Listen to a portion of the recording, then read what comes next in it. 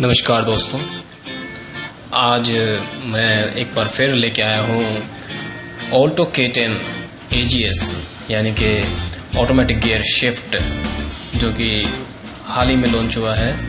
और Renault Kwid जो पहले से चल रहा है उसका AMT वर्जन भी फ़िलहाल ही लॉन्च हुआ है। सो इन दोनों के डिफरेंसेस, इन दोनों गाड़ियों में से किस गाड़ी को लिया जाए, ये काफ़ी सारे व्यूअर्स, काफ़ी सारे लोगों ने मुझसे पूछा और इसीलिए मैंने ये कोशिश की कि इस वीडियो को मैं पेश करूं। और इस वीडियो में हम ज़्यादा बारीकी में जाते हुए एक आइडिया लेने की कोशिश करेंगे कि दोनों गाड़ियों में से कौन सी गाड़ी अच्छी है और किसके साथ हम जाना चाहेंगे। सो शुरू करते हैं।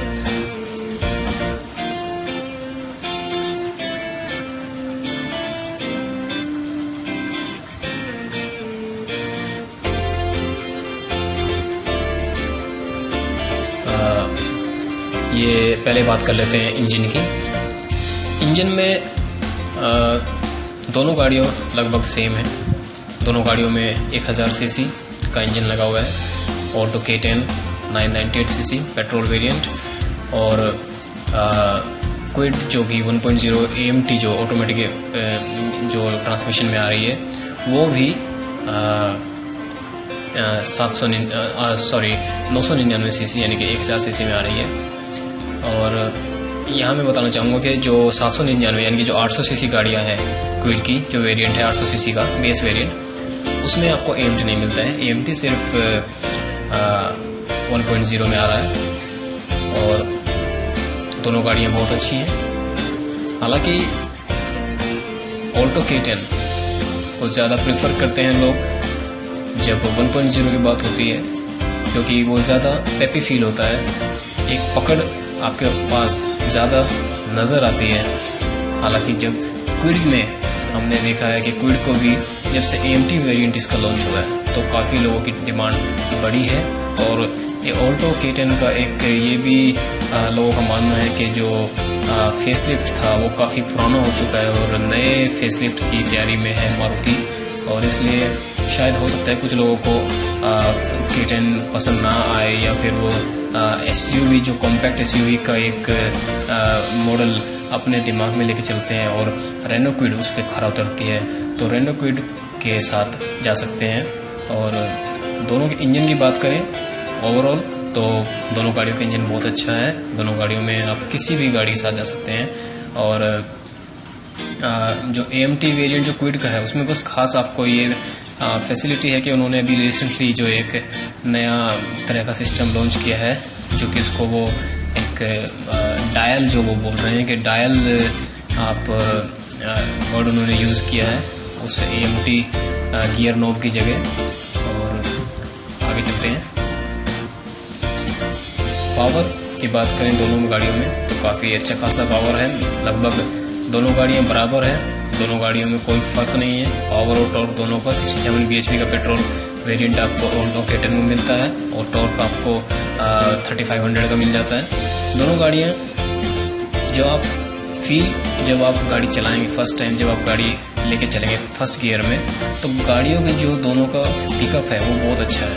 वो आप ये नहीं लगेगा कि आपको गाड़ी कोई कि आपकी गाड़ी भारी पड़ रही है या आपकी गाड़ी फर्स्ट गियर में स्टार्ट होने में कुछ दबाव महसूस कर रही है। तो दोनों गाड़ियों का पिकअप, दोनों गाड़ियों की जो स्टार्टिंग करने का जो मैकेनिज़्म है वो बहुत अच्छा है, तो इसमें कोई दिक्कत नहीं है। और पावर दोनों गाड़ियों में सेम है, तो इस सेगमेंट में भी दोनों गाड़ियाँ लगभग अच्छी तरह से खरी उतरती हैं।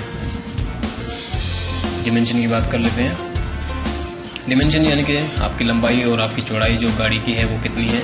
यहाँ पर दोनों गाड़ियों में अच्छा खासा फ़र्क आ जाता है। हालांकि ज़्यादा नहीं, लेकिन कुछ लोग जो 1-1 मिलीमीटर 1-1 सेंटीमीटर बनाते हैं उनके लिए ये काफ़ी ज़्यादा हो जाता है। और ख़ासकर जो बड़ी फैमिली हैं, जो छोटी कार लेना चाहते हैं, जो फर्स्ट टाइम बायर्स हैं, उनके लिए ये थोड़ी सी ज़रूरी हो जाता है कि वो एक गाड़ी ले जिसमें उनकी सारी फैमिली जा सके। और वहीं पे अगर हम देखेंगे ऑल्टो K10 जो कि जिसकी लंबाई 3545 मिलीमीटर है, और वहीं दूसरी तरफ रेनो क्विड की जो लंबाई है वो 3689, यानी कि क्विड थोड़ा सा यहाँ पर आगे निकलती हुई नज़र आती है, थोड़ी सी लंबाई ज़्यादा है। दूसरी तरफ चौड़ाई में भी ऑल्टो K10 थोड़ी सी सिमटी हुई सी नज़र आती है। सिर्फ 1490 की 1490 मिलीमीटर का जो चौड़ाई है उसकी, वो थोड़ी सी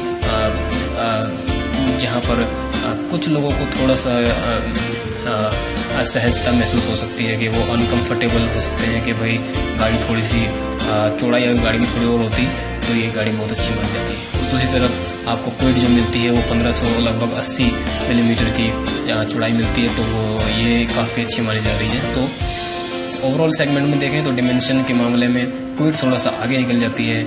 यहाँ पर कोशिश करते हैं लोग कि आपको एक चौड़ी, एक अच्छी रूमी गाड़ी मिले, एक अच्छी जिसमें आप आराम से एटलीस्ट 5 आदमी तो बैठ सकें। हालांकि क्विड ऑल्टो K10 में बैक सीट पे जो है 2 आदमी के लिए खासी अच्छी जगह है, लेकिन 3 आदमी में थोड़ी सी दिक्कत हो जाती है दोस्तों। और क्विड वहीं पे अगर हम देखें तो 3 आदमी लगभग आराम से चले जाते हैं बैक सीट पे, कोई दिक्कत नहीं होगी। तो थोड़ी सी चौड़ाई क्विड की आगे निकल जाती है। इंटीरियर फीचर दोनों गाड़ियाँ जैसे कि मैं पहले रिव्यू मैंने किया था टियागो और क्विड का, तो उसमें क्विड के बारे में सेम वही टच स्क्रीन म्यूजिक सिस्टम आपको मिलता है, नेविगेशन टूल मिलते हैं और आपको एक बहुत फैंसी सा एक स्टाइलिश डैशबोर्ड आपको मिलता है। लेकिन दूसरी तरफ वही ऑल्टो K10 में आपको कुछ फैंसी नहीं मिलेगा, सिंपल आपको पियानो डिज़ाइन म्यूजिक सिस्टम मिलेगा, जिसमें आप USB और ऑक्सिलरी इनपुट के साथ आप अपना इंफोटेनमेंट यूज़ कर सकते हैं। और कुछ खास ज़्यादा नहीं मिलेगा, लेकिन जो सिंपल और सोबर लोग हैं वो उनको ही खास पसंद आता है। और बीच आपको ग्रे कॉम्बिनेशन आपको मिल जाएगा 2 कॉम्बिनेशन में, और वहीं क्विड आपको एक सिंगल ग्रे कलर में आपको डैशबोर्ड मिलेगा, कुछ खास आपको ज़्यादा नहीं मिलेगा। तो यहाँ पर आपको एक ध्यान देने वाली चीज़ ये है कि फीचर और उसमें देखना है कि आप कौन सी गाड़ी को पसंद करते हैं। यहाँ पे मैंने कुछ पिक्स जो है ली हुई हैं, तो आप देख सकते हैं।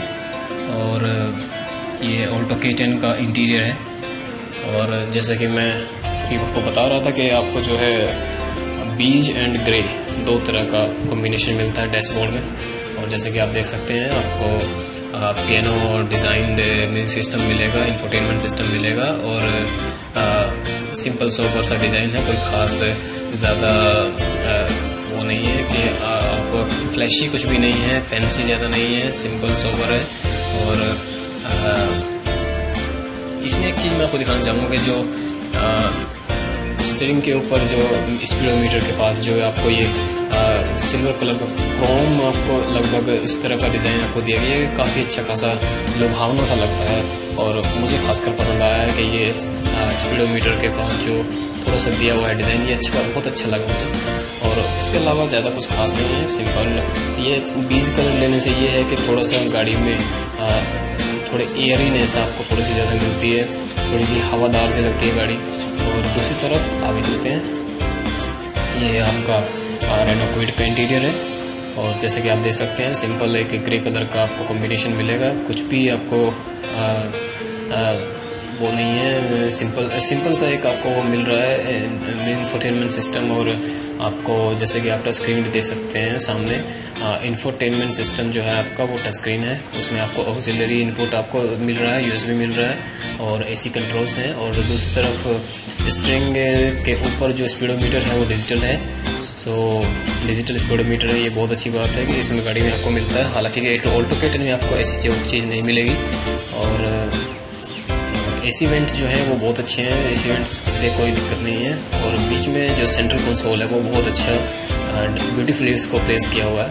और AC जो है इस गाड़ी का वो भी मैंने टेस्ट किया था, तो वो काफ़ी अच्छा है, इसमें कोई दिक्कत की बात नहीं है। और यहाँ पे मैं आपको दिखाना चाहूँगा कि दोनों सीटों के फ्रंट जो दोनों सीटर के बीच में जो गियर लीवर था वो जगह अब खाली हो गई है, और उसको शिफ्ट कर दिया गया है ऊपर, जो कि डायल बना हुआ है, आपको दिख रहा होगा अगर आप क्विड को थोड़ा सा जानते हैं या थोड़ा सा उससे पहले वेरिएंट में आपने देखा होगा, तो यहाँ पर एक गियर लीवर हुआ करता था, उसकी जगह पर उसको शिफ्ट कर दिया गया ऊपर, और यहाँ पर आपको एक 1 लीटर बोतल का बहुत अच्छा स्पेस अब मिल रहा है। सो ड्राइविंग मोड की बात कर लेते हैं। दोनों गाड़ियाँ कंपनियाँ कहती हैं कि ऑटोमेटिक है, और ऑल्टो K10 जो कि AGS यानी कि ऑटोमेटिक गियर शिफ्ट में आ रही है। दूसरी तरफ आपको AMT वेरिएंट मिलता है रेनो क्विड में, जो कि डायल AMT डायल के नाम से गाड़ी निकाली गई है, और दोनों गाड़ियाँ ब्यूटीफुली काम करती हैं। ये आपको दिख रहा होगा, ये पिक्स है जो मैंने ऑल्टो K10 AGS वेरिएंट की ली हुई है। यहाँ पर आपको ड्राइविंग मोड, न्यूट्रल मोड और रिवर्स मोड आपको मिल जाएगा, और ये गियर नॉब है जो ऑल्टो K10 में आ रहा है। दूसरी तरफ ये क्विड का डायल है, AMT डायल, इसमें भी आपको नॉर्मल जो न्यूट्रल है वो, और ड्राइविंग और रिवर्स मोड आपको मिल जाएंगे, तीनों वेरिएंट। इसमें तीनों फंक्शन जो है आपको एक डायल को सिर्फ आपको आगे पीछे घुमाना है और इसी से गाड़ी ऑपरेट होगी। सो ये मेरे ख्याल से ये फर्स्ट टाइम है किसी कार में मैंने देखा है ये, और ये थोड़ा सा इसको यूज़र का जो लोग इसको यूज़ कर रहे हैं उनसे थोड़ा सा रिव्यू हमें लेना पड़ेगा इसके बारे में कि वो कैसा फील करते हैं गाड़ी को यूज़ करने में। हालांकि इसमें कोई दिक्कत की बात होनी नहीं चाहिए, लेकिन जैसे मार्केट में गाड़ी चलेगी, गाड़ी का परफॉर्मेंस लोग जायज़ा लेंगे तो उसके थ्रू हम आपको बता सकते हैं कि गाड़ी में कोई दिक्कत की बात नहीं है, और गाड़ी बहुत अच्छा परफॉर्म कर रही है इस AMT डायल के साथ। और ये मैं दिखाना चाह रहा था जैसे कि पहले 2 सीटों के बीच में यहाँ पर आपको गियर नॉब था, अब वहाँ पर जो गियर लीवर शिफ्ट होकर ऊपर चला गया है, और यहाँ पे आपको 1 लीटर की या आधा लीटर की बोतल आराम से आपकी फिट हो जाएगी, तो एक्स्ट्रा स्पेस मिल जाएगा आपको क्विड में। माइलेज की बात कर लेते हैं दोनों गाड़ियों को। ऑल्टो K10 आपको 24 की माइलेज देती है, जैसे कि कंपनी जो है क्लेम कर रही है, और बट जो लोग हैं जो रियल लाइफ में गाड़ी को चला रहे हैं वो कहते हैं कि समहाउ 18 to 20 वो इजीली मिल जाते हैं उनको, कोई दिक्कत की बात नहीं है। दूसरी तरफ क्विड आपको कहती है कि 24 की माइलेज ये गाड़ी देगी, लेकिन लोगों का जो रिकॉर्डिंग है वो 15 to 20 है। यहाँ पे नॉर्मल कंडीशंस है, और ये डिपेंड करता है कि रोड और ट्रैफिक के बारे में, कैसा रोड और कैसे ट्रैफिक में आप लेके चल रहे हैं गाड़ी को। तो 15 to 20 के बीच में आपको गाड़ी क्विड जो है माइलेज दे देती है। प्रॉब्लम्स क्या क्या फेस हो रही हैं फ़िलहाल यही देख लेते हैं। सो बहुत सारे लोग यही कह रहे हैं कि जो ऑल्टो K10 है उसमें टायर जो है वो बहुत छोटे हैं एक्चुअली,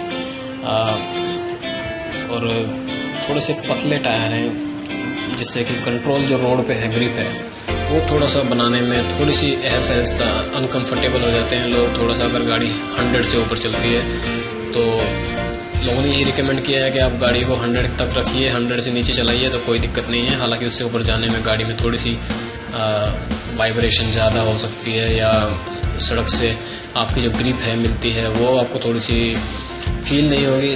गाड़ी लोग ये समझते हैं कि टायर थोड़े अगर अपग्रेड किए जाएं तो बहुत अच्छी गाड़ी बन सकती है।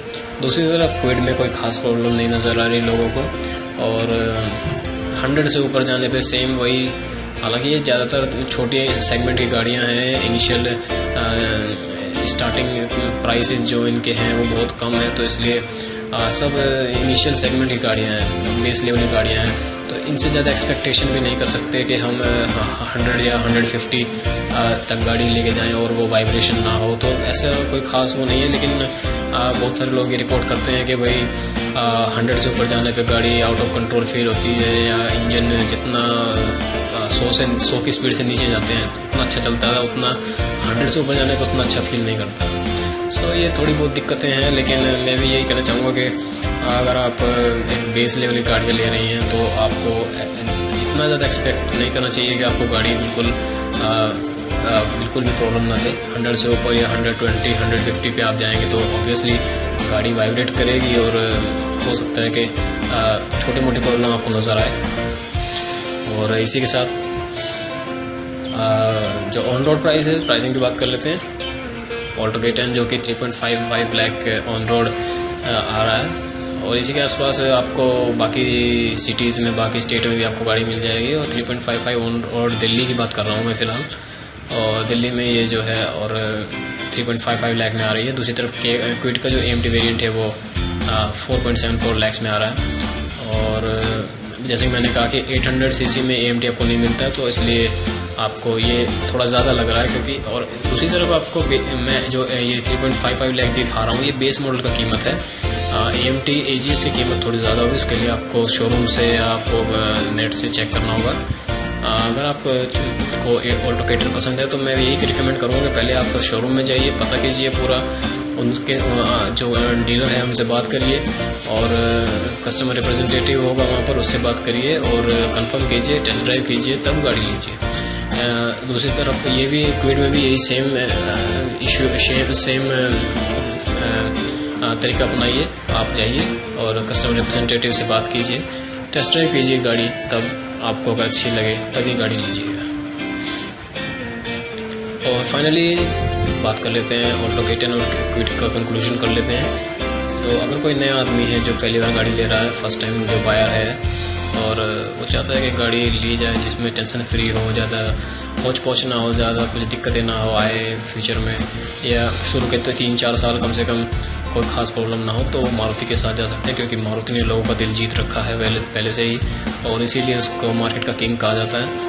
और इसलिए बहुत सारे लोग जो हैं कस्टमर सपोर्ट भी कहते हैं कि बहुत अच्छा है मारुति का। वो इसमें कहने की बात नहीं है, वो एक्चुअली है वाकई में। और शुरू में जो फर्स्ट टाइम बायर्स हैं उनके लिए बहुत अच्छी गाड़ी होगी, क्योंकि आपको कोई प्रॉब्लम होगी तो मारुति आपके लिए 24/7 अवेलेबल है, और कस्टमर सपोर्ट बहुत अच्छा है। पार्ट्स आपको कुछ भी हो, आपकी गाड़ी में कोई भी खराबी हो तो इजीली अवेलेबल है। और दूसरी तरफ रेनो क्विड में थोड़ा सा यही है कि जो पार्ट्स उसके जो है सर्विस सेंटर्स जो है वो थोड़े से कम है इंडिया में। पूरे इंडिया में आपको जो मेट्रो सिटीज़ है वहाँ पर कोई दिक्कत नहीं होनी चाहिए। अगर आप दिल्ली में हैं तो कोई दिक्कत की बात नहीं है। मुंबई, बेंगलोर, चेन्नई, कोई दिक्कत की बात नहीं, क्योंकि यहाँ पर आपके सर्विस सेंटर्स मिल जाते हैं। लेकिन थोड़ा सा आप जैसे मेट्रो सिटी से हटेंगे, थोड़ा सा रूरल साइड में जाएंगे तो आपको थोड़ी सी दिक्कत हो सकती है, क्योंकि रेनो ने अभी पूरी तरह से पैर नहीं जमाए हैं इंडिया में। सो सर्विस सेंटर्स ढूंढने में आपको थोड़ी सी मेहनत करनी पड़ सकती है। और इसीलिए यहाँ पर यही है कि जो छोटी कार लेने वाले हैं वो ले सकते हैं। और AMT जो इसका है वो बहुत अच्छी चीज़ है। और ऑल्टो K10 के जो लोग ऑब्सेस्ड हैं कि ऑल्टो से जो डिज़ाइन उसका लोग थोड़ा सा चाहते हैं कि वो एक अपग्रेड हो, तो वो क्विड के साथ जा सकते हैं। और इसी के साथ मैं यही कहना चाहूँगा कि दोनों गाड़ियाँ बहुत अच्छी हैं, कोई दिक्कत की बात नहीं है। हालांकि क्विड कई कुछ एस्पेक्ट्स में थोड़ा सा आगे निकलती हुई नज़र आती है, लेकिन जो फर्स्ट टाइम बायर है उनके लिए दोनों गाड़ियाँ, वो दोनों गाड़ियों में से कोई भी एक गाड़ी ले सकते हैं। इसी के साथ दोस्तों मैं आप सबका धन्यवाद देना चाहूँगा कि आप लोगों ने अपना टाइम दिया। Thank you.